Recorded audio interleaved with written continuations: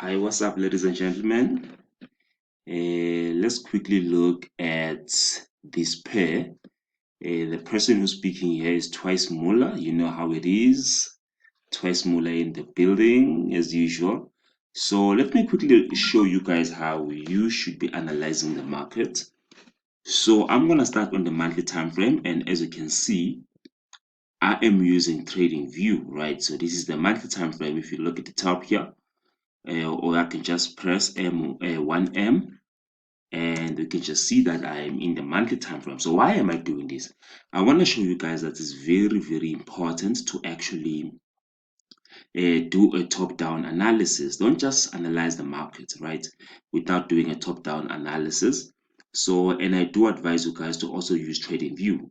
So when you look at it here, if you look at the market, the way it started, you know, we had a very a steep drop here, but then again, this heavy drop was followed by a pullback. And then what are we expecting now? We are going to be expecting actually a lower low, right? We wanted it to actually pass this low here, so that now we can confirm to us that it is a downtrend. But that did not happen. You know what happened was we had equal lows, or we had what we call a double bottom. So look at, when we look at it now, it gave us an M, or a double bottom. I mean, it gave us a W or a double bottom. So now what does this mean? We know that this is a buy pattern. So what do we expect now? So in this neckline, this is what we call a neckline. We were actually expecting the market to come and test this neckline and then continue to sell. But however, the market broke above the neckline. So we have some sort of a buying momentum here because of where the market is coming from. So if you look at it, the market is coming from here. This is where the market is coming from. As you can see, the market is coming from here, and then it just continued to buy. So this is telling us that now this market might continue to be on a buying momentum, but this is not where we are. So now we just getting the idea of what is happening on the monthly time frame, right? So now let's continue and look at the weekly time frame and see how the market is behaving there on the weekly time frame.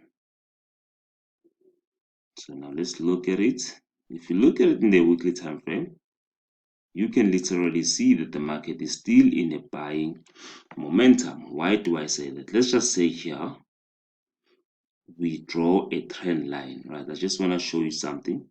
Let's just say we draw a trend line somewhere around like this, and let's see if it works out, right? So if we draw something like this, we can clearly see that the market will actually be testing that particular trend line, right? If you look at it, so let me just highlight it with blue here to show that it is a weekly trend line, right? Just to play around with my colors. A trend line, a touch here, we had touches here, and then we had a touch here, we had a touch here, it came, it broke down, we had a touch here, and then it sold. So now we have a touch here. So can it mean that the market is going to sell? Well, there could be a possibility that the market is going to sell. There could be a possibility as well that the market will continue to buy, right? So when we look at it as well here, we had a drop here, and then we had a little bit of a pullback here. Now, if we look at it now, from here going down, it was a very sharp drop. So I can call this now a supply level, right? I can call this right over here a supply level, because now the market it took off very quickly here, and it sold very fast. So as you can see here, I can say this is a supply level. So now we have two now confirmations. I mean, or we have what we call confluence. We have a supply level here, and we also have price on these weekly trend line that I just drew here.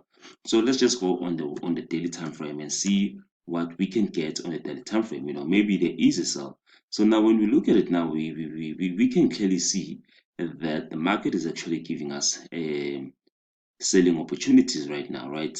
The selling opportunities could be short term, or they could just it could just be a pullback. So now when we look at it now, we can see that actually this could be a sell on our side for the Japanese yen. So when we do this now, so it's very important, guys, that you do a top-down analysis. So let's just take this one here and see. Let's just say maybe the market is going to pull back until this level, right? So when I do it like this now, I'm going to highlight this with gold, and I'm also going to put this one to maybe gray, right?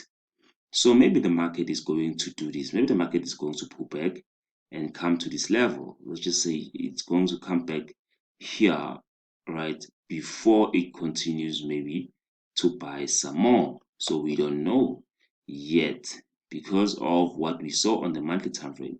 So if we look at it like this now, we can see that there's a possibility that so currently the market is going to be looking for selling opportunities, right? So what we can do now, we can just do it like this.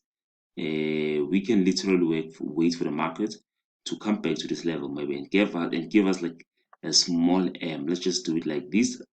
We wait for the market to come back here, give us a small M to show that the market is reversing because it's been buying for the longest time ever. So it has to give us a little bit of a reversal pattern that will actually enable us to enter the market. And then after that, you can see that the market is going to sell like this, maybe to this level, or it can literally sell and pass this level and probably retest here and continue selling to the downside, right, until maybe this level here. So what I'm gonna do here, I'm gonna take this trend line. This line, and just put it here, and then I'm gonna make it a dotted line, just to show that okay, you know what, this is going to be my first take profit, and probably this is going to be my second take profit right here, and also my third take profit if it happens that I take this trade. So what is going to happen now, we're just going to wait for the market to give us a little bit of a pullback here to this level. That is going to give us a clear confirmation for ourselves. So please, ladies and gentlemen, always when you do analysis, make sure that you include top-down analysis. So don't just look at the market on one chart.